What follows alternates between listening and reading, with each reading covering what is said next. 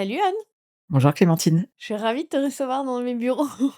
Trop cool. Que comme toi, je t'ai reçu dans tes bureaux. Non, tu m'as reçu dans tes bureaux. Oui, Ensuite, je t'ai fait venir. On l'a fait à distance, je crois, une fois. Après, je t'ai fait venir dans un studio et maintenant, je peux enfin te recevoir ici, dans nos bureaux à nous, nos studios. félicitations, c'est trop cool. Ah, merci, merci beaucoup. Alors aujourd'hui, je prends le livre sinon vous regardez sur YouTube, s'intéresser à ton nouveau livre qui vient juste de sortir, qui s'appelle Cet enfant qui dérange à l'école. Et c'est un vaste sujet. Et pourquoi est-ce que déjà ma question, pourquoi tu as voulu écrire un livre sur l'école, spécifiquement? Parce que dans mes consultations, avec les familles que j'accompagne, le sujet de l'école, il est très fréquemment, abordé. Il est quasiment central dans énormément de demandes d'aide et que ça me semblait juste une évidence et puis que les enfants, ils passent quand même beaucoup de temps à l'école. Ça, c'est la première chose et puis j'ai aussi vu des enseignants, puisque j'ai la chance d'aller dans les équipes éducatives ou de fréquenter les écoles et de voir leurs difficultés, leur, leur méconnaissance du développement de l'enfant, leur besoin de comprendre ce qui se passe pour l'enfant et puis, ben, je fais aussi du soutien à la parentalité et je vois des parents démunis qui veulent être voilà, embarqués dans l'histoire de la coéducation avec les enseignants, mais ils n'arrivent pas à se rencontrer entre les enseignants, les parents et je vois tout ce monde en souffrance, dans une profonde souffrance et je me suis dit humblement, mais avec, quand même, toutes mes lunettes, il me semblait important que j'aborde ce sujet, majeur central, hein, finalement dans le développement de l'enfant. Mmh. C'est oui, c'est source de souffrance, c'est ça que tu dis? Oui, oui et d'ailleurs, mon premier chapitre, c'est, l'école, lieu de souffrance. Ça peut un peu choquer, mais je pense qu'il y a un moment, il faut regarder la réalité en face, et que parfois on se masque la réalité en disant: «Bon, ça va aller, ça va aller». Clairement non, ça va plus. Les enfants vont mal, les parents vont mal, les enseignants vont mal, et il faut pouvoir se le dire et c'est pas parce que je le dis que je dénonce et que je suis dans du bashing, mais juste de dire: «Comment on pourrait faire?» parce que je vois des enseignants très engagés, qui ont envie que ça marche bien, des parents qui sont soucieux du développement de leur enfant, des enfants qui aiment aller à l'école et qui brutalement n'ont plus envie d'y aller et je me dis que c'est du gâchis. Et que j'ai juste envie qu'on transforme les choses, que je puisse soutenir une réflexion et puis, aider chacun à peut-être regarder l'autre différemment, pour qu'avec tous ces trésors qu'on a, parce qu'on a quand même beaucoup de trésors, on arrive à transformer l'essai, en fait. Et c'est vrai qu'en ce moment, en plus, en ce moment-là, au moment où on enregistre, il y a beaucoup de faits divers et j'aime pas ce mot, mais autour de l'école et de comportements très problématiques d'enfants envers les enseignants. Voilà, il y a eu un adolescent qui a poignardé, une professeure. Il y a eu un enfant de 7 ans qui a voulu prendre un couteau pour aller, régler, voilà, ses problèmes. On entend quand même régulièrement malheureusement et on est tous été toutes et toutes été marqués par la mort de Samuel Paty qui est enseignant. Donc il y a une violence un peu qui, prend, forme au sein de l'école. Oui, ça, c'est ce que tu cites dernièrement, mais en fait, c'est chaque semaine. Et dans notre quotidien de consultant, soutien à la parentalité, c'est quasiment chaque consultation, sauf pour les bébés qui sont pas encore à l'école. Mais dès que l'école apparaît dans la vie de l'enfant, on est extrêmement sollicité par rapport à cette question. Et puis, il y a aussi beaucoup d'enseignants qui sont en difficulté et qui nous adressent les enfants en disant: «Je pense qu'il y a un diagnostic, je pense qu'il est hyperactif, je pense qu'il est autiste, faut vite faire quelque chose». Parce qu'on est aussi dans un processus où finalement, il faut diagnostiquer pour avoir des aides, et que s'il y a pas de diagnostic, il y a pas d'aide pour l'enseignant qui se retrouve avec des groupes classe importants et des enfants qui perturbent finalement la vie de la classe. Donc, oui, je suis pas étonnée que l'école soit un peu le symptôme de tout ce qui se passe dans notre société, qui se passe au cœur de la vie de l'enfant, et l'enfant, il vit bien sûr, dans son microsystème qui est sa famille, mais le mésosystème qu'est l'école est majeur dans son développement. D'autant qu'en France, maintenant, c'est obligatoire à partir de 3 ans et donc ça change la donne par rapport aussi à d'autres pays. Nous, c'est 3 ans obligatoire depuis peu, et donc ça a, à mon avis, à mon sens, plus la crise sanitaire, majoré des difficultés qui étaient présentes, mais de manière un peu moins aiguë et là, c'est ouais, toutes mes consultations moi, j'ai jamais fait une rentrée scolaire comme j'ai fait, cette année 2025 avec des situations qui explosent, des enfants exclus à l'âge de 5 ans, d'école maternelle qui ne savent plus comment gérer un enfant de 5 ans. Donc et quand ça commence comme ça en maternelle, on imagine ce que ça va devenir ensuite. Donc j'ai trouvé que ça devenait de plus en plus aigu et je me suis dit que, ben, je pouvais apporter ma pierre à l'édifice d'une réflexion, d'un système qui a envie aussi, hein. On voit toutes les envies des enseignants de se dire: «Comment je pourrais utiliser? Quelle technique je pourrais pouvoir mettre en œuvre auprès de mes élèves? J'ai essayé ça», tout en, se conformant aux programmes, nationaux. Et donc, on voit des enseignants qui sont un peu soumis à des injonctions paradoxales qui les mettent dans des difficultés, importantes. Tu dis dans ton livre au début d'ailleurs que, l'école a pris une place plus importante depuis le Covid. Pourquoi? Beh, je pense que la crise sanitaire nous a mis une loupe, comme un focus, sur des choses qui marchaient, mais aussi des choses qui marchaient pas. Et puis il y a aussi eu, l'épisode de l'école à la maison, donc la prise de conscience aussi des parents de ce qui se jouait à l'école. Et puis juste après la crise sanitaire, il y a eu des nouveaux programmes et des nouvelles décisions avec, un plan maternel qui a pour objectif non seulement de rendre l'école obligatoire à 3 ans, mais aussi d'avancer l'apprentissage des matières fondamentales, maths et français, pour des enfants, dès, les petites et moyennes sections de maternelle.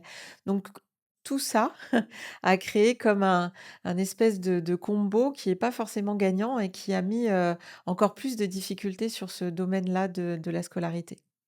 Alors si on prend ton livre, le titre, il est accrocheur évidemment, parce que cet enfant qui dérange à l'école, mais en lisant le livre, vous vous rendrez compte de plein de choses. C'est-à-dire que ce n'est pas vraiment le problème que de l'enfant, il y a plein de choses derrière. Est-ce qu'en revanche, tu peux nous décrire les différents types d'enfants qu'on étiquette dérangeants, insupportables, difficiles à l'école? Il y a 2 grands profils globalement, mais il y en a un qui l'emporte sur les autres, celui qui est le plus bruyant, bien sûr, parce que, ben, l'enfant qui est opposant, qui est provocateur, qui va taper, qui va mordre ses petits copains, surtout dans la période de la récréation ou du temps périscolaire ou de la cantine en particulier, qui sont un peu plus apaisés dans les petits ateliers, par exemple. Ces enfants qui ne rentrent pas dans les apprentissages, qui perturbent la vie de la classe. Eux, ils prennent tellement d'espace, ils sont tellement ingérables que c'est souvent ceux-là qui nous sont adressés en priorité, quasiment en urgence parce que, il faut vite éteindre l'incendie de ce que ça va créer, dans la classe. Et à l'opposé de ce tableau-là, il y a l'inverse, c'est-à-dire cet enfant trop sage, très sage. Alors, au début, c'est plutôt rassurant ou cool d'avoir ce type d'enfant puisque ceux qui font du bruit prennent déjà beaucoup d'énergie, beaucoup de disponibilité, que si on en a quelques-uns ou quelques-unes, parce que parfois c'est un peu genré, plutôt des filles qui sont, mais pas que, hein, il y a quand même des petits des gars aussi, qui sont plutôt dans le retrait relationnel. Voilà, on se dit: «Ben, finalement, il n'est pas très inquiétant». Il devient plus inquiétant quand finalement son retrait est plus marqué et qu'il rentre pas en interaction avec ses copains, qu'on l'entend pas beaucoup parler, qu'il rentre pas dans les apprentissages et qu'on va même penser qu'il est autiste, hein. Je ne nie pas l'existence des autistes et des enfants porteurs d'un autisme, mais tout enfant en retrait relationnel n'est pas forcément, autiste. Donc eux, ils viennent aussi, nous interpeller et contrairement à ce qu'on pense, ils ont aussi beaucoup, beaucoup de stress et beaucoup d'inquiétude et beaucoup de sentiments d'insécurité, autant que celui qui est très, très bruyant. Donc on a ces 2 grands profils et puis après, ben, il y a les angoisses de séparation avec ces enfants qui pleurent beaucoup et qui pleurent longtemps, qu'on n'arrive pas à rassurer et il y a de manière, plus globale, surtout avec, ce plan maternel, la difficulté des enseignants d'embarquer les enfants dans les apprentissages. C'est globalement aujourd'hui beaucoup de demandes de consultation en disant, «Il veut pas rentrer dans les apprentissages, il a un statut d'élève, il ne répond pas à son statut d'élève».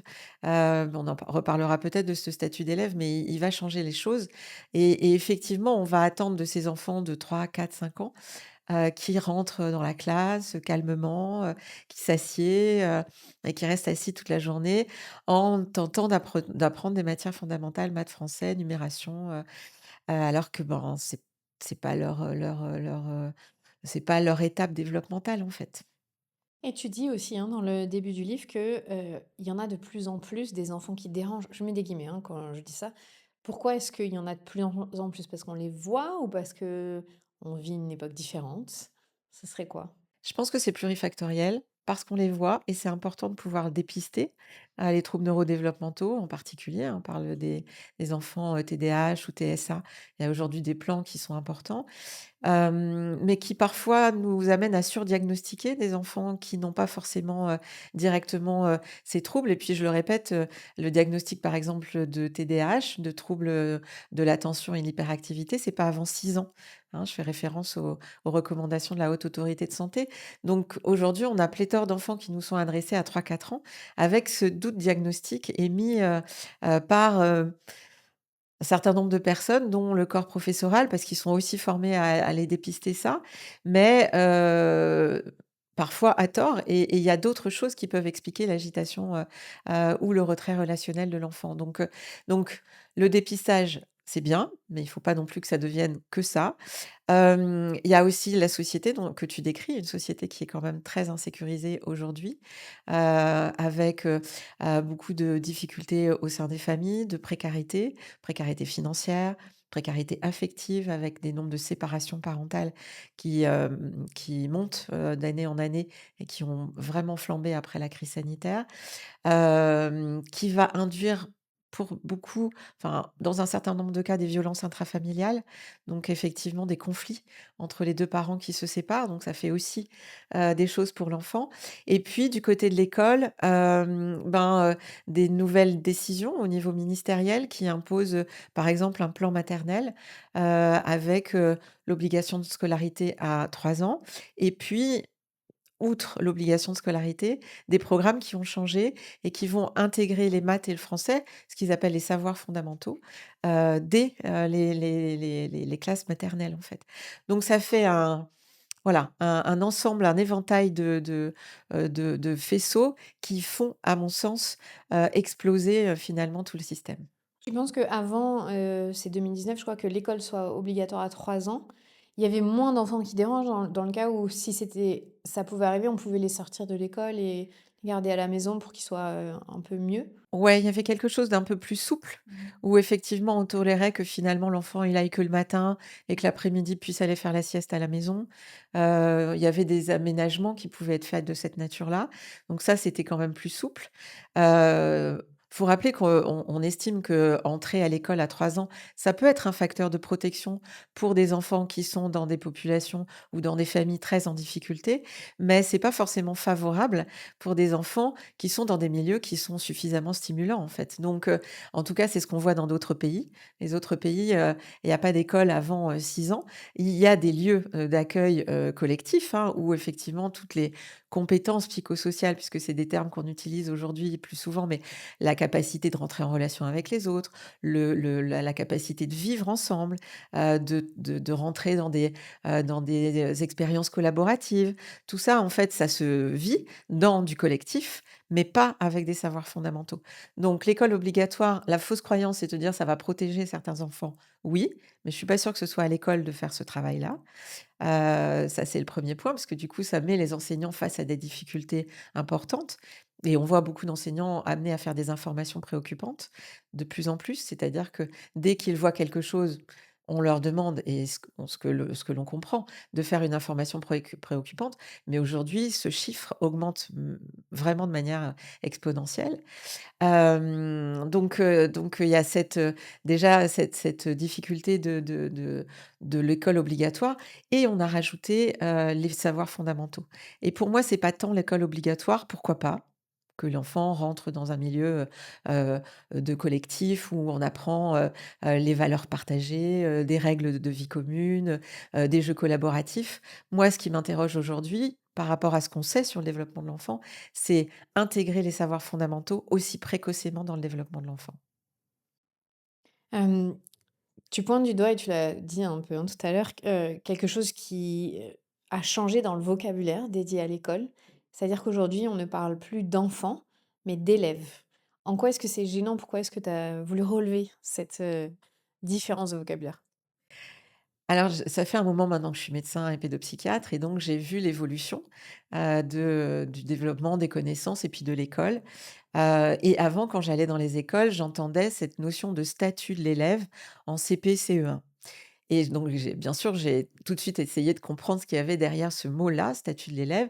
En fait, derrière le mot statut de l'élève, il y a des droits, mais il y a aussi des devoirs. C'est-à-dire que l'enfant doit, en devenant élève, respecter totalement les règles de vie, dans, la classe et rentrer dans les apprentissages et rester, ben, dans un statut assis.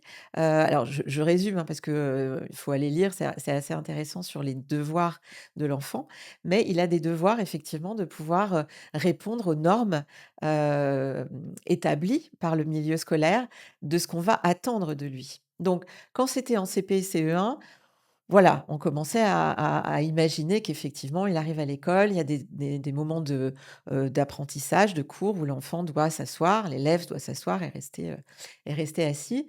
Mais ça demande une certaine maturité cérébrale pour pouvoir accueillir, ces attendus de vie en société et ces attendus assez normatifs pour que, la vie de classe se déroule bien.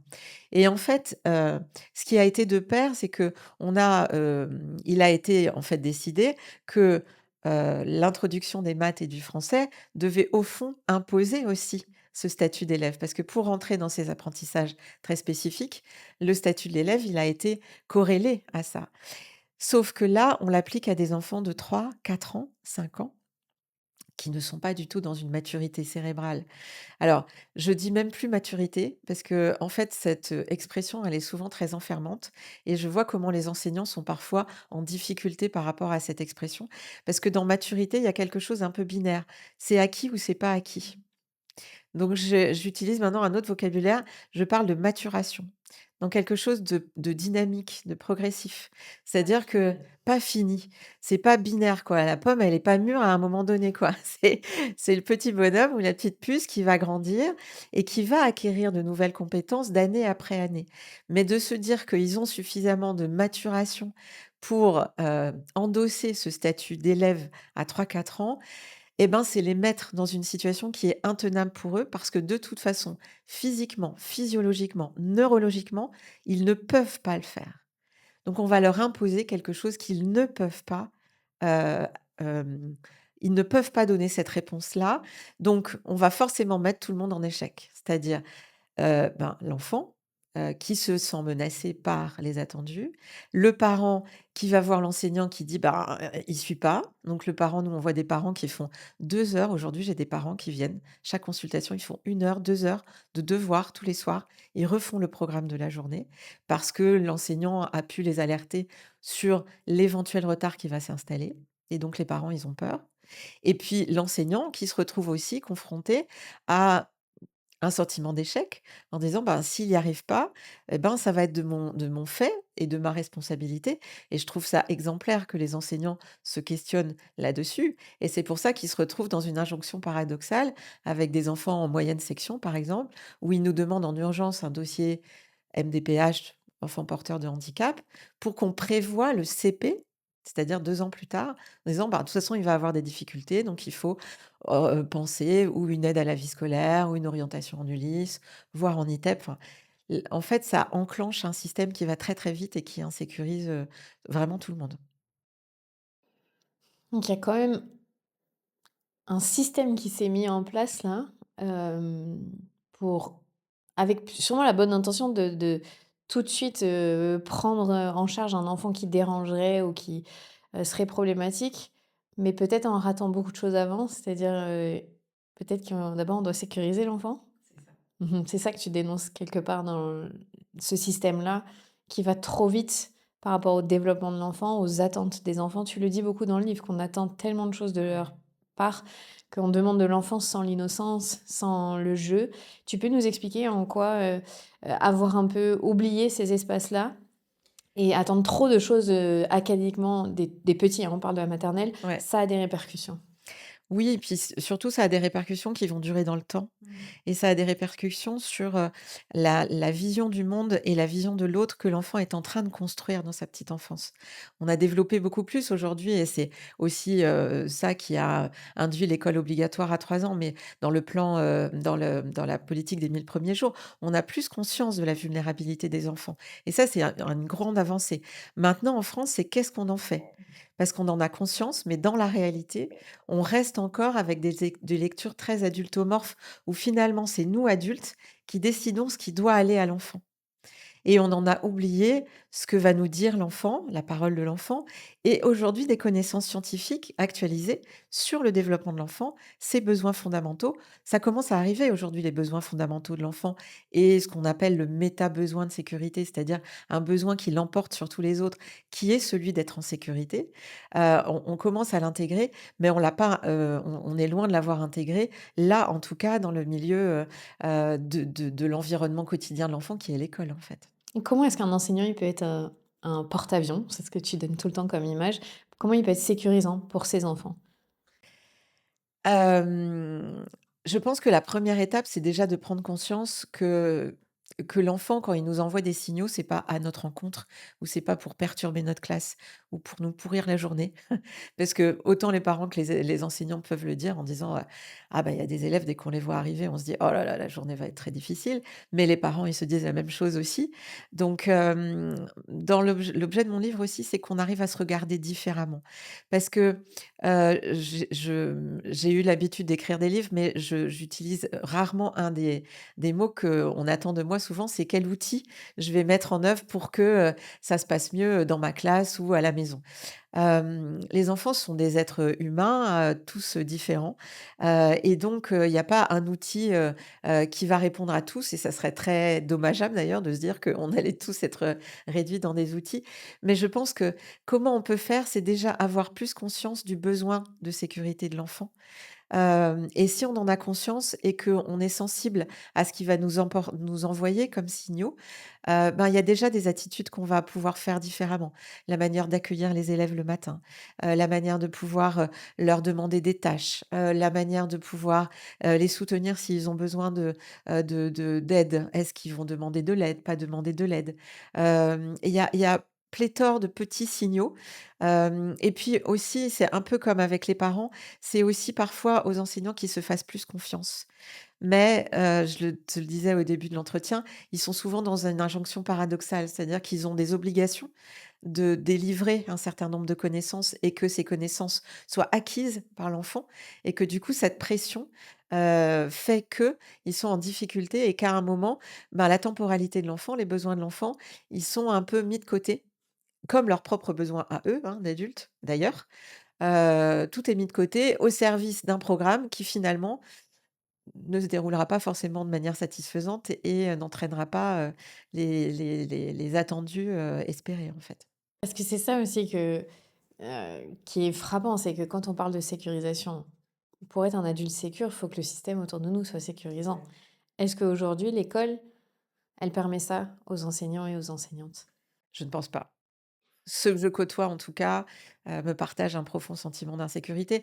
Alors, je veux pas globaliser, hein, je sais qu'il y a certaines écoles ou certains enseignants qui arrivent à dans une dynamique, d'une école, en particulier, à trouver ça, mais c'est souvent au prix d'aménagements, qu'ils s'autorisent à faire. C'est-à-dire qu'ils se disent: «OK, je vais arriver au programme, mais je vais me donner une autre temporalité où je vais utiliser, des petites choses à moi». Moi, là, j'ai vu une enseignante, elle me dit: «Ben, en fait, je connais des chevaux et donc il y a des chevaux pas loin, donc j'utilise cette médiation animale. Ça fait pas partie du programme et finalement, elle me dit: «J'ai des résultats que j'ai pas quand j'utilise pas ces techniques-là».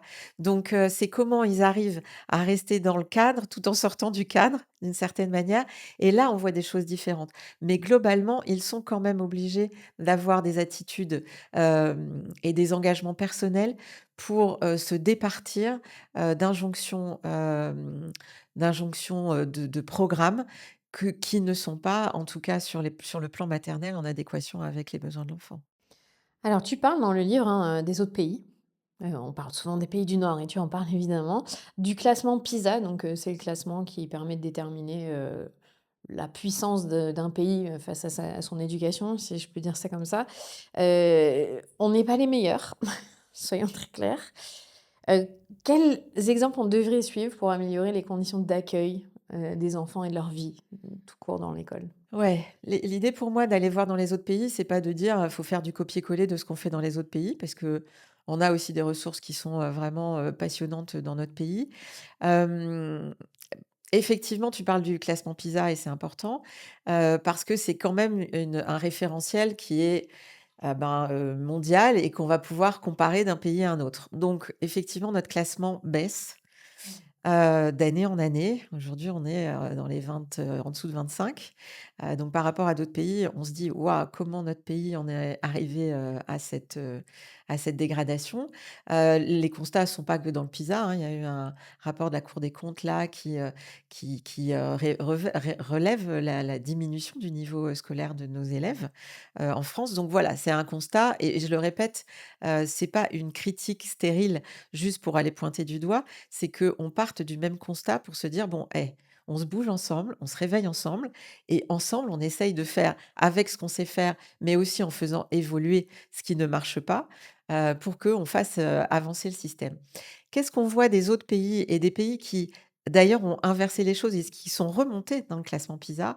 C'est qu'ils se sont dit qu'ils allaient préserver un espace avant 6 ans, qui est un espace où on va plutôt, investir ce qu'on a appelé aujourd'hui les et ce qu'on appelle aujourd'hui les compétences psychosociales d'un individu. C'est-à-dire comment il rentre en relation avec l'autre? Qu'est-ce qu'il comprend, de son environnement? C'est quoi les valeurs qu'on partage ensemble? Comment j'apprends à faire confiance à l'autre, à faire confiance en l'adulte? Comment je peux, mieux partager mes émotions, vivre mes émotions? Comment je peux, être curieux de mon environnement?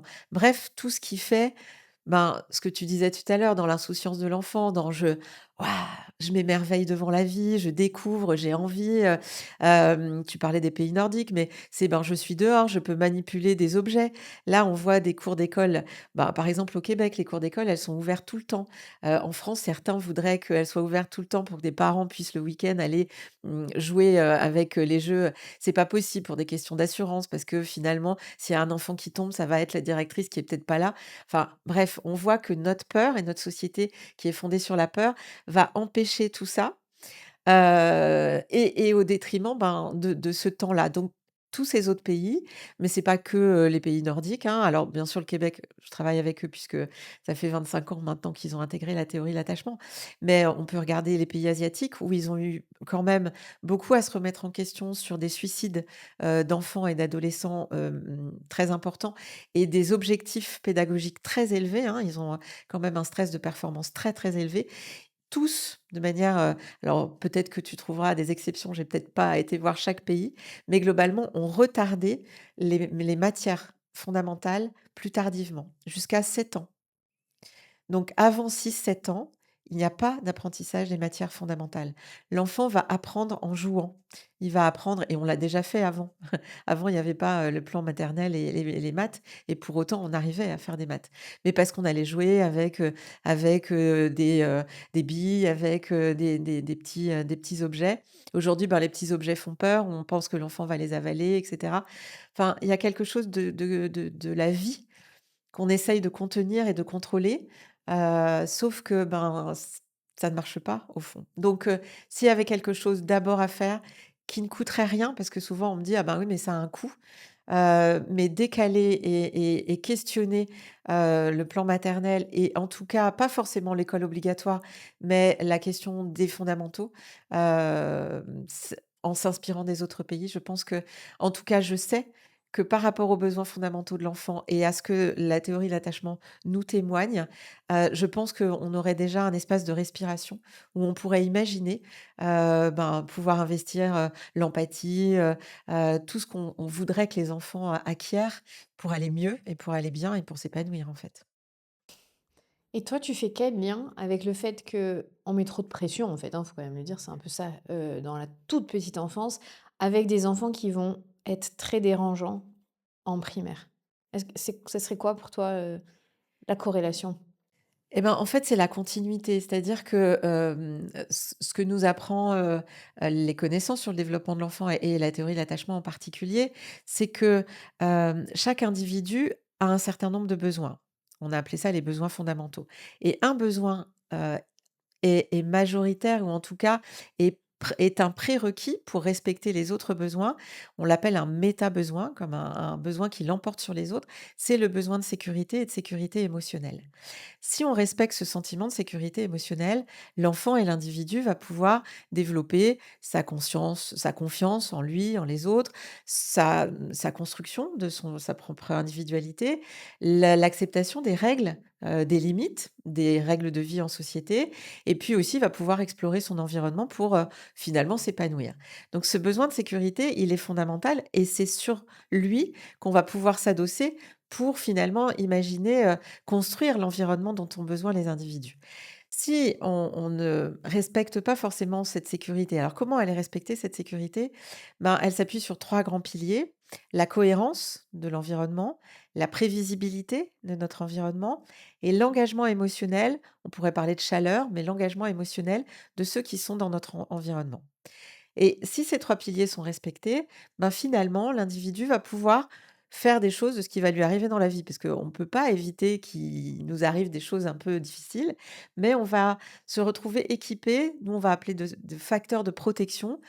Ben voilà, il va nous arriver des choses, mais tiens, j'ai appris que je pouvais appeler Clémentine quand j'allais pas bien, je vais me permettre de l'appeler et ça va aller mieux en fait. Tout ça, ça s'apprend dans les 1000 premiers jours, ça se vit dans les 1000 premiers jours, d'où l'importance de cette politique. Mais ça s'arrête pas à 1000 jours. Globalement, et les neurosciences, elles viennent nous dire que on a une fragilité au niveau cérébral qui va durer des années. Et en tout cas, les 5, 6 premières années de la vie sont déterminante, pas déterministe, mais déterminante. C'est-à-dire que ce qui va se jouer là va construire comme un référentiel pour chaque individu, pour qu'ensuite, ben, ils construisent des modèles relationnels. Tiens, ben, j'ai pu compter sur la présence de mes parents, ou de ma nounou, ou de ma référente de crèche, ou de mon enseignante, puisqu'à 3 ans, ils sont encore dans cette construction-là. Ça veut dire que globalement, je peux faire confiance dans les autres. Je peux me faire confiance. Je peux aussi explorer. Il y a quelqu'un qui va me soutenir dans mon exploration. Si par contre, ceux qui étaient censés me réconforter et m'amener cette sécurité, finalement, vont m'en demander beaucoup par rapport à ce que je peux faire, tout ça sous l'égide de bonnes intentions, tu l'as dit tout à l'heure. Je viens pas pointer pour dire, «Vous avez fait exprès», hein. C'est pas forcément, acquis et c'est de la méconnaissance. Mais aujourd'hui, on ne peut pas méconnaître ces connaissances scientifiques, et regarder surtout une dégradation des enfants, des parents et des enseignants et du système, en fait. Donc, si l'enfant, par contre, éprouve dans cette première période de sa vie déterminante un sentiment de menace, un sentiment de pression, un sentiment d'insécurité, il va construire un référentiel différent et il va se dire: «OK, je ne peux pas faire confiance dans l'autre, je ne peux pas faire confiance dans l'adulte». Du coup, je perds aussi, les règles du jeu, c'est-à-dire l'autorité ne veut plus rien dire pour moi. Pourquoi je devrais obéir à quelqu'un qui finalement me menace? Je ne veux pas dire que pour autant il faut être au pays des bisounours et il faut tout tolérer aux enfants. La sécurité, c'est aussi la prévisibilité et c'est aussi le cadre. Il y a des choses autorisées et il y a des choses pas autorisées. Mais je l'ai écrit plusieurs fois dans mon livre, on en demande beaucoup trop aux enfants d'aujourd'hui. Moi, je les vois en consultation. J'en ai eu un la dernière fois, il me dit: «Tu sais, docteur Anne, papa, il m'a dit qu'il fallait que je sois raisonnable». Il avait 4 ans. Il dit: «Mais je suis petit encore». Donc ils ont conscience de ça et ils nous le disent et on voit comment notre société, comme les enfants d'aujourd'hui, ils ont des cerveaux qui fonctionnent très vite, hein. On voit, hein, on a une épidémie d'HPI, ils ont pas tous HPI, mais en tout cas, ils sont curieux, ils ont aussi beaucoup de stimulation, donc c'est OK et donc on pense que comme ils sont curieux très vite, ben, ils sont prêts pour les apprentissages des fondamentaux, sous l'égide de règles, avec des évaluations, et avec des attendus et des bulletins. Alors, il y a pas des notes forcément, mais il y a des acquis ou non acquis, et moi, je peux vous dire que les parents, ils arrivent en tremblant, en me montrant les bulletins, en fait, avec déjà des appréciations. Donc voilà, c'est tout ça qu'il faut mettre en perspective pour mieux comprendre ce que ça va impacter et je finis pour, répondre totalement à ta phrase, c'est pourquoi ça se retrouve ensuite au primaire et au collège. C'est que, ben, cette empreinte qui s'est créée sur ces 1000 premiers jours, ce référentiel, cette vision de l'autre et cette vision du monde et cette vision de moi, je vais pouvoir la restaurer à certaines occasions. Mais si je reste toujours dans le même mouvement et ben, je vais l'amplifier et donc plus ça va aller, plus je vais déranger. Plus je vais déranger, plus on va penser que je suis malade et plus on va rentrer dans un cercle vicieux duquel vraiment les sciences nous disent ça, duquel l'enfant seul ne peut pas sortir. C'est-à-dire que c'est à nous, adultes, d'avoir un sens de la responsabilité, de se dire que c'est pas forcément la maladie de l'enfant qui est à questionner. Certains ont un trouble, mais c'est pas parce qu'ils ont un trouble qu'ils ont pas besoin de sécurité. Mmh. Donc c'est à nous de nous responsabiliser et on a besoin de s'adosser sur des connaissances et c'est l'objet de mon ouvrage pour qu'on puisse, avoir cette culture partagée et aussi prendre conscience de tout ça. Parce que je pense que nos enfants, moi je prends souvent l'image, des enfants comme j'ai habité longtemps dans le Pas-de-Calais et dans le Pas-de-Calais, on a des mines et avant les mineurs, ils emmenaient un petit canari au fond de la mine et le petit canari était le petit signal que, ben, s'il allait pas bien, il allait avoir un coup de grisou ou quelque chose. Ben, moi, je suis juste le témoin que les enfants là, ils nous disent: «Eh, nous on va super mal. On est dans une société d'adultes que vous créez, mais nous, on va mal et on a besoin de vous pour que vous puissiez nous permettre d'être dans un environnement plus sécurisant». Et donc, ouais, cet ouvrage, il a ce rêve d'imaginer que chacun prenne un petit bout de sa part pour que, face aux enfants, on puisse les regarder différemment. Est-ce que, dans une classe à 27, 28, 30 élèves, parfois pour le collège, c'est possible d'être un adulte sécurisant? C'est une vraie question. Je sais que j'ai pas la réponse à toutes les questions. Si je regarde d'autres pays, je reviens à d'autres pays. En Italie, par exemple, il y a 2 enseignants par classe. Voilà.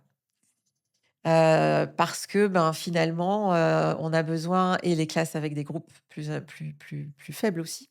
Donc oui, c'est difficile, tu parlais de l'image du porte-avions, difficile d'être un porte-avions disponible pour 30 petits avions avec des petits avions qui ont besoin beaucoup de se poser. Donc aujourd'hui, on voit beaucoup d'enseignants nous demander des aides éducatives à la vie scolaire, des aides, humaines qu'on a de moins en moins puisqu'il n'y a pas non plus les moyens de le faire. Donc on arrive à des situations de plus en plus, compliquées. Je suis pas sûre que ce soit vraiment, la réponse à apporter parce qu'une aide à la vie scolaire, ben, OK, l'enfant, il va avoir son porte-avions qu'à lui, mais ça va aussi être, un biais puisque quand elle est plus là, ben, ça devient une difficulté. C'est plutôt comment on forme, les enseignants à ces connaissances-là, comment on organise, la vie de l'école, comment on repense les programmes ou en tout cas à l'aune de ces connaissances-là. Donc je pense qu'il y a des réponses et je pense que les enseignants, ils en tout cas quand on les croise dans les équipes éducatives, ils sont très appétents, de tout ça.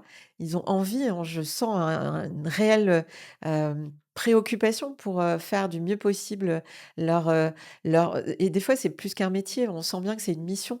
Comment ils sont hyper engagés et je suis toujours attristée, c'est pour ça aussi que j'ai écrit ce livre, de voir autant de trésors démunis, comme des parents aujourd'hui, hein, qui sont totalement perdus, et des enfants et oui, je pense qu'il y a plusieurs réponses, mais oui, 30 avec un seul porte-avions et puis, ben, si on revient au maternel, tu as 30 avec 3 niveaux différents. Avec des petits qui viennent de rentrer et qui ont besoin de comprendre les règles de vie dans le groupe et puis des grandes sections qui vont rentrer en CP et qui sont déjà dans l'apprentissage de la lecture et l'enseignante qui est parfois directrice et qui doit jongler, avec tout ça. C'est d'ailleurs la situation d'Élodie, dans mon livre puisque je vous embarque dans des personnages. Oui, tu Hem, dis en maternelle, il y a des classes où il y a 3 niveaux en même temps dans les ouais, petites écoles où, tous les élèves des élèves qui ont 2 ans. Tu donnes cet exemple, hein, ouais, parce qu'il est né le jour de Noël et qu'effectivement il rentre à l'école il y a 2 ans et demi ouais. et que pour lui c'est un monde totalement inconnu et bruyant et difficile, et c'est pas la même chose qu'un petit de 5 ans et demi qui doit remplir, des conditions pour pouvoir passer en CP comme il faut et que du coup l'enseignante au milieu, ben elle fait comme elle peut et tu donnes l'exemple alors je sais plus comment il s'appelle dans ton livre ce petit qui a 2 ans et demi, Elliot? Arthur? Arthur, C'est Arthur? Arthur, ouais, Arthur, c'est Hem vrai. Tu prends son personnage, sa voix, ça où il dit: «Mais moi, j'aime bien quand la maîtresse, elle est à côté de moi parce que c'est trop dur quand elle est plus là, elle me demande d'être autonome» et c'est ça qu'on demande aux enfants parce qu'on n'est pas capable enfin, on n'est pas en capacité dans notre société de les accompagner au mieux.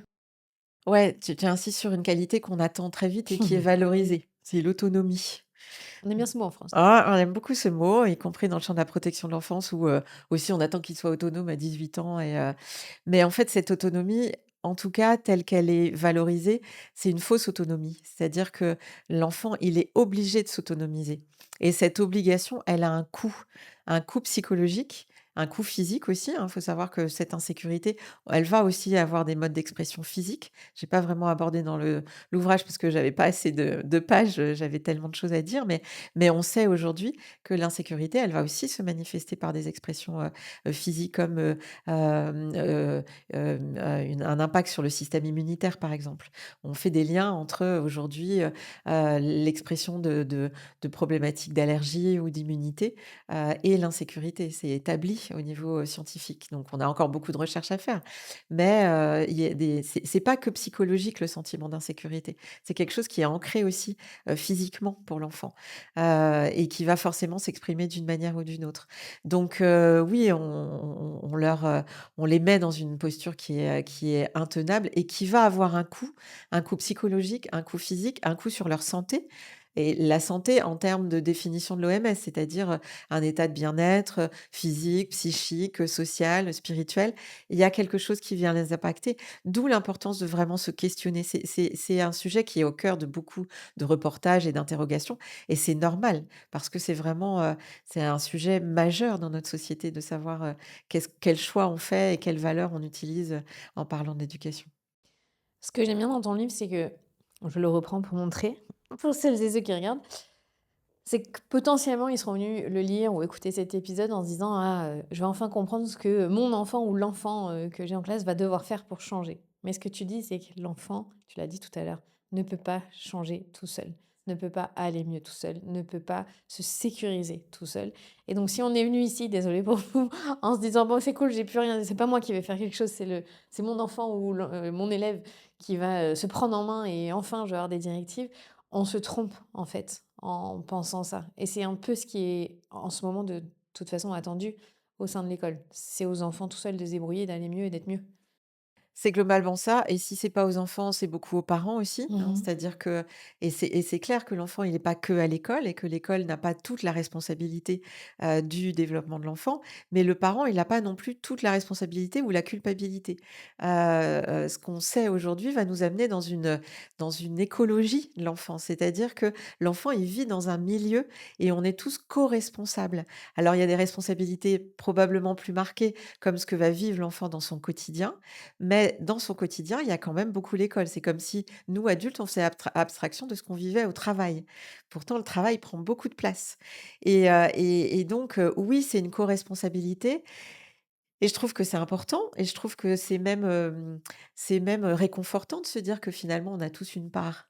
Mais des fois, on n'a pas envie forcément de prendre cette part-là et c'est vrai que souvent on entend et nous on voit en tant que soignants, on nous dit: «Ben, vite faites quelque chose, mettez un traitement, faites un dossier MDPH, Vite. de toute façon ils rentrent pas dans le cadre, il va falloir faire quelque chose d'autre» et ça ne nous concerne plus nous, professionnels éducatifs en tout cas ou pédagogiques ou, des fois j'ai peut-être pas les mots, hein, je suis désolée, je veux pas blesser personne, mais en tout cas, pas, du milieu sanitaire et du milieu médical. Mais en fait, moi pédopsychiatre, je ne peux pas, compenser ce que vit l'enfant dans son environnement. S'il arrive dans un environnement où, ben, l'enseignante, elle est épuisée, ce que je conçois et que de temps en temps et ben et puis parce que quand on est enseignant, il y a eu des études aussi et j'en parle un tout petit peu, à un moment donné. On comme quand on est soignant, ben, qui on est a un impact aussi sur notre manière d'être avec l'autre, et en fonction de notre propre histoire, notre propre enfance. C'est-à-dire que, si vous êtes enseignant et que vous nous écoutez, votre propre enfance a aussi un impact sur votre manière de voir les enfants, de vous sentir, disponible ou parfois, irrité par telle ou telle, situation. Et c'est vrai que ça demande, au fond, un peu d'introspection et des fois, on n'a peut-être pas forcément envie de faire, ce cheminement-là. Mais c'est un peu comme la parentalité. En fait, se faire le choix, d'être proche des enfants, de les aider à grandir, nous amène forcément à nous regarder nous et à nous questionner nous, sur nos postures, sur notre manière d'être. Et donc effectivement, si on a, une enseignante qui est un peu fatiguée, un peu irritée, qui se sent en insécurité et qui du coup va accueillir l'enfant de manière, plus insécure, ben, on va voir que ça va créer quelque chose et que même si moi je vois l'enfant chaque semaine, mais que quand il arrive à l'école et ben, il y a des attitudes que lui, il vit comme humiliantes et ben, je peux faire des soins même tous les jours. Je ne pourrais pas compenser ce que vit l'enfant dans son environnement. Je vais prendre la même chose avec les parents, hein. Le premier travail qu'on fait quand les enfants arrivent, avec des difficultés, y compris à l'école, on va venir, faire de la guidance, parentale, faire de la psychoéducation, venir soutenir le parent. C'est pas tant une prise en charge de l'enfant seul, surtout quand ils sont petits, c'est surtout l'environnement et le premier environnement, c'est l'environnement parental. On fait jamais, l'économie de ça. Mais l'environnement parental ne suffit pas. Même s'il est plutôt ajusté et si au sein de l'école, c'est douloureux pour l'enfant, il faut qu'on embarque tous ensemble, en fait. Il faut qu'on soit tous conscients que notre cohérence, notre prévisibilité, notre engagement émotionnel vis-à-vis de l'autre, eh ben, il est tout aussi thérapeutique que quand j'accueille l'enfant dans mon espace thérapeutique. Et en plus, les enseignantes, elles me le disent souvent quand je les ai au téléphone, elles me disent: «Ouais, mais vous, ça se passe forcément bien parce que vous êtes toute seule avec l'enfant». Bien sûr, c'est hyper cool. Je suis le seul porte-avions et il est le seul. Alors que je sais très bien que dans le groupe classe, c'est pas du tout ça qui va se vivre, et que l'enfant va manifester d'autres choses et des fois, je vais dans les écoles et je vais, pour les équipes éducatives et je vois très bien ce qui se passe donc je suis pas dupe de ça et c'est aussi ça qui vient nous dire: «Ben, j'ai aussi besoin de vous, en fait» et on a tous besoin les uns des autres pour pouvoir, faire en sorte que l'enfant, il aille mieux. Tu l'as un peu évoqué tout à l'heure, où tu disais qu'on vit un peu dans une société, bon, c'est un peu commun, la France aussi, d'être plutôt négatif, dans la peur. Tu peux nous expliquer, pourquoi cette émotion, la peur, qui est assez forte, peut avoir des conséquences très complexes et diverses d'ailleurs, chez les enfants au sein de l'école? Ouais. Qu'est-ce que ça déclenche?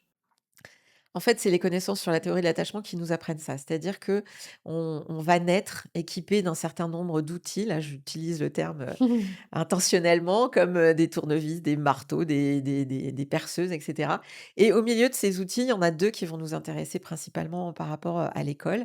Le premier, c'est ce qu'on va appeler le système d'attachement, c'est-à-dire comme un système d'alarme à l'intérieur de moi qui va s'allumer comme une alarme si je me sens menacée, si je me sens en danger et j'insiste sur ce sentiment. C'est-à-dire que c'est pas le danger évident que l'adulte y voit. L'enfant peut se sentir menacé parce que finalement, entre, le périscolaire, l'école, la cantine, l'école, le périscolaire et la maison, il n'a pas de prévisibilité ni de cohérence de qui va, l'accueillir à tel ou tel moment de la journée. Et du coup, déjà, cette imprévisibilité peut être source d'insécurité. Donc on voit que l'enfant peut se sentir menacé. Ou c'est comme nous, hein, tu peut-être pas peur des araignées, ou tu peur et moi j'ai pas peur. Bah, en fait, moi je vais dire: «Bah, OK, elle est sympa la petite araignée» et puis toi tu vas me dire: «Non». Il y a quelque chose qui n'est pas rationnel et qui vient nous dire: OK, il perçoit une peur et ce qui va compter, c'est comment il perçoit, en tout cas qu'il perçoive cette peur.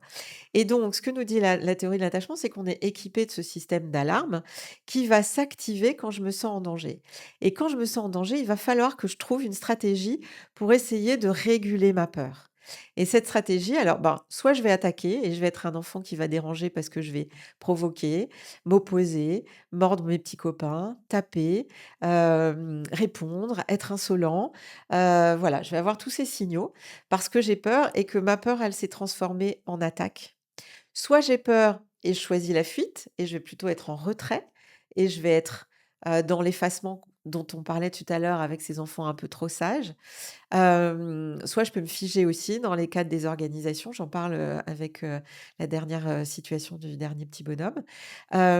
Et globalement, ben, on comprend bien que si je suis dans cet état-là, toutes mes ressources, elles vont être ciblées, elles vont cibler ma manière de me rassurer et ce que vient nous dire la théorie de l'attachement, c'est qu'on a un autre outil qu'on va appeler dans notre boîte à outils le système d'exploration.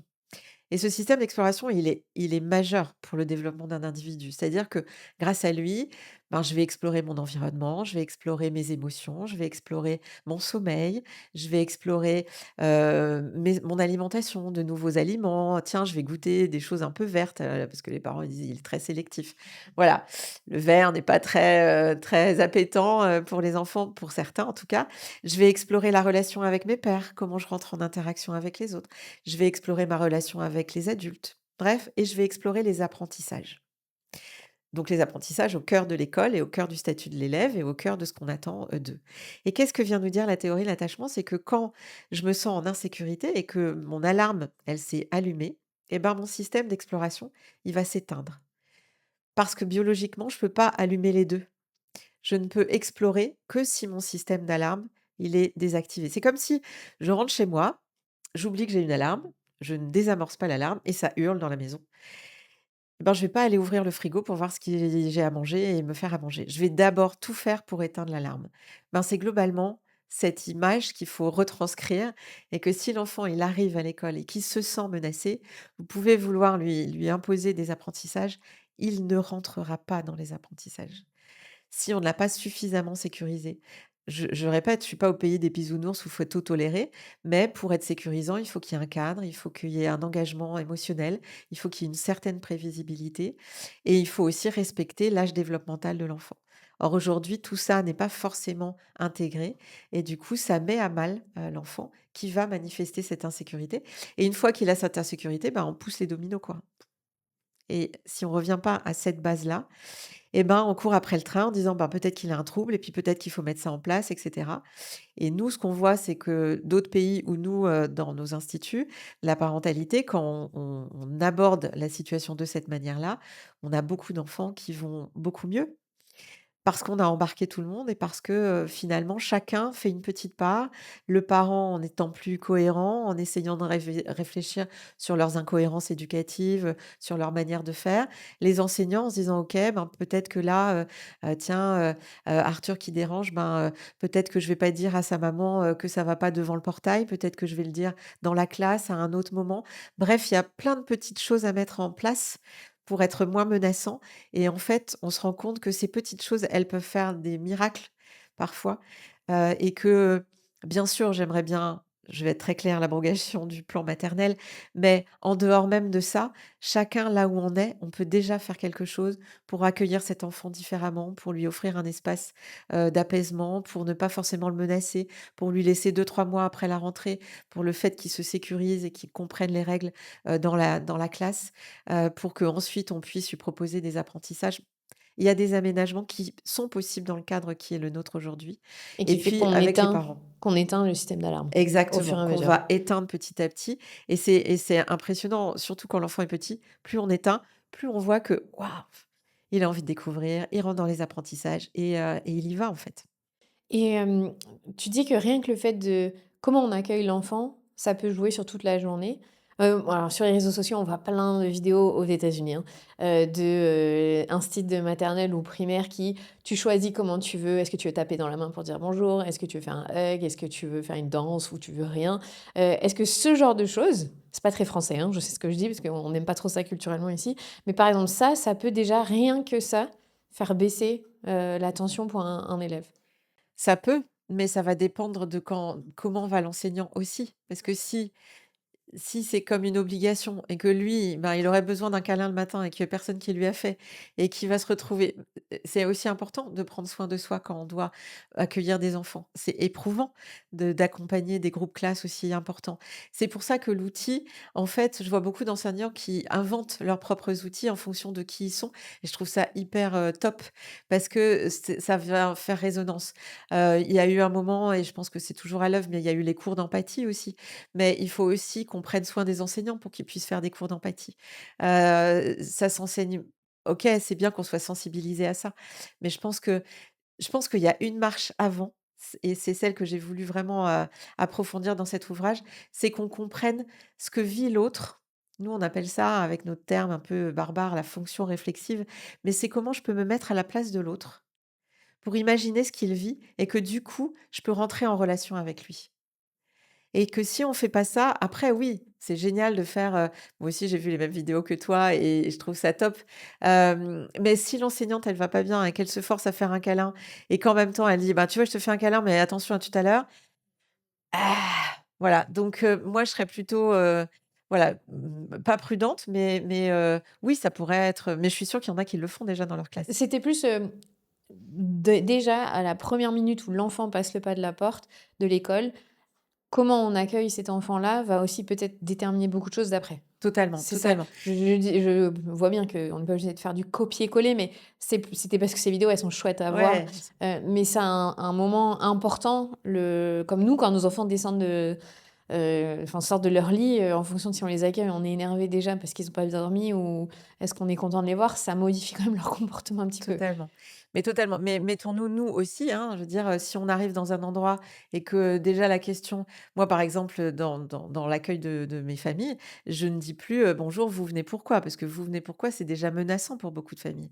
Je dis: «Bonjour, qu'est-ce que je peux faire pour vous?» Là, l'attachement, hein, c'est pas que pour l'enfant, c'est aussi pour le parent qui vient chercher son enfant au portail et c'est aussi pour l'enseignant qui va rencontrer le parent et c'est aussi pour la direction qui va rencontrer, son équipe, d'enseignants. Enfin, c'est quelque chose et c'est ça qui est passionnant dans cette lecture, c'est qu'elle est universelle. Elle s'applique autant au Japon qu'au Québec, qu'en France. Mais après on a une dimension culturelle, mais la culture ne va pas changer le besoin de fondamental de sécurité. La culture va changer et c'est ce que tu disais dans les vidéos, la manière de le manifester. Et donc effectivement, dans d'autres pays, on voit que c'est facile, c'est aisé. J'ai eu la chance d'aller en Colombie où ils nous font des câlins même si tu les connais pas et puis ils te font un espèce de bercement et c'est hyper, au début, c'est un peu intrusif pour nous, puis finalement, c'est très réconfortant. Puis tu vas au Japon, ils te touchent pas du tout, mais ils ont une attention, ils te suivent du regard, ils t'accompagnent jusqu'à, chaque chose parce qu'ils voient bien que tu es un peu perdu dans leur, culture. Voilà, cette manière de regarder l'autre, d'accueillir l'autre, de trouver le mot qui va faire que et puis des fois, il y a pas de mot, il y a juste un bonjour. Mais effectivement, si c'est, «Bonjour, ah ben, tu es là aujourd'hui?» bon, ben, voilà, vous savez que en tout cas, il va se passer quelque chose de compliqué dans la journée et que le rendez-vous que vous voulez avoir, ben, alors il y a notre irritabilité en tant qu'adulte, il y a notre fatigue, mais les enfants, ils ne peuvent pas faire avec ça, en fait. Et c'est à nous de pouvoir se dire: «Bon, je décharge ailleurs, mais pas forcément avec les enfants».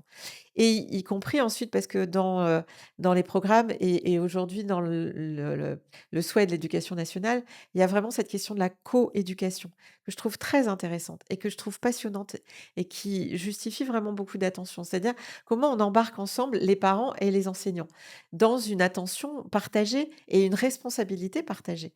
Mais je vois beaucoup de rendez-vous manqués. C'est-à-dire les parents ils me disent: «Oh, je sais pas à quel moment voir l'enseignante» et l'enseignante dit: «Ah bah, je peux pas leur parler à ces parents-là, on n'arrive pas à créer un lien.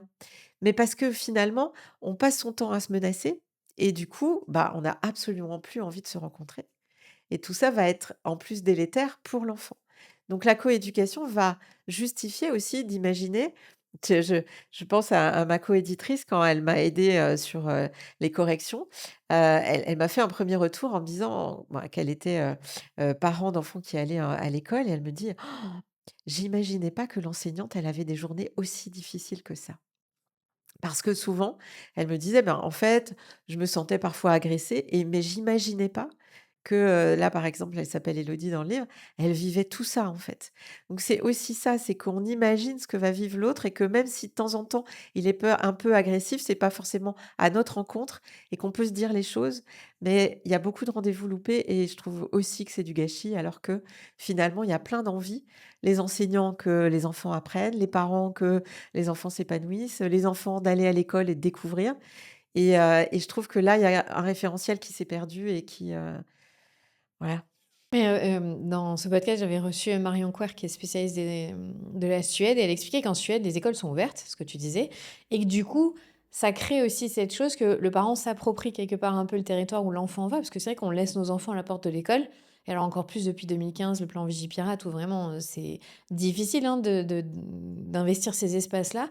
Mais que à force d'ouvrir le week-end, donc ce que tu lui parlais aussi en Suède, ben, en fait, c'est pas un lieu inconnu et potentiellement, hostile.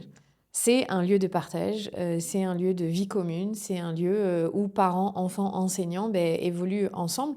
Tu vois, moi, j'ai la chance d'avoir une école où il y a l'UCEP, donc c'est, le sport scolaire et donc nous, les parents, on doit être bénévoles à l'UCEP. Donc on vient, accompagner le maître, qui est responsable de l'UCEP. Toutes les écoles l'ont pas, hein. Mais du coup, nous, parents, on est bénévoles, on vient sur le temps scolaire participer. Et c'est vrai que ça fait du bien pour nous, en fait, d'investir cet espace-là avec les enfants des autres aussi. Parce que du coup, on voit aussi les dynamiques, comment Mmh. ça se joue. Euh, mais je vois bien que c'est pas la norme, du tout. Et que c'est plutôt exceptionnel. Et ça, est-ce que avant, on investissait l'école plus, avant 2015 et le plan Vigipirate? Moi, j'ai souvenir que mes parents venaient à l'école petite. Oui, moi aussi j'ai ce type de souvenir, mais ça s'est vite, cloisonné en fait et donc là, on voit le cloisonnement plus le plan Vigipirate qui fait que là, ben, il y a plusieurs maîtres et qu'on doit laisser les enfants dans un espèce de no man's land là où, ils doivent se sécuriser tout seuls. Et on l'entend encore plus et là, ça m'effraie beaucoup, il y a eu des scandales, très récents, il y a quelques jours, sur le périscolaire, avec des professionnels qui ne sont pas formés. Mais là, j'en ai croisé certains qui me disent: «Ben, je suis effondrée parce que là, les consignes qu'on leur donne, c'est de ne pas prendre et de ne pas toucher les enfants». Et donc là, une professionnelle me dit: «Mais je fais comment? Elle a 3 ans, elle a déjà, traversé, 10 mètres loin de sa maman, elle me tend les bras et en fait, je ne peux pas la prendre dans mes bras et je ne peux pas la réconforter». Et donc voilà, c'est tout ça qu'il faut qu'on questionne. C'est pas possible que cette petite fille qui pleure, qui tend les bras, l'adulte qui est censé la réconforter lui dise: «Eh bien non, je peux pas».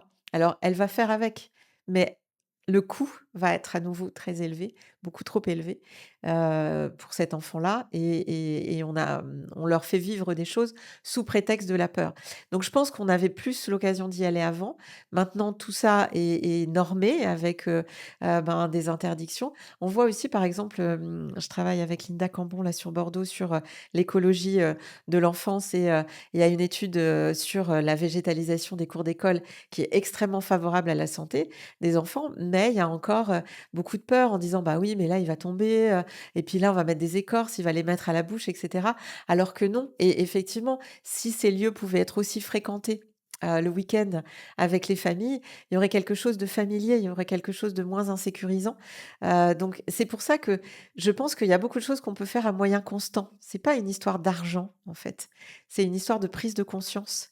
C'est pas une histoire de moyens, c'est une histoire de conscience, de connaissance et d'acceptation et d'humilité aussi. Je pense qu'il y aurait, aussi une réflexion autour de l'humilité, c'est-à-dire, OK, on peut essayer des plans, par exemple, et puis se dire: «Bon, ben, finalement, dans la réalité, peut-être que c'est pas, l'idéal.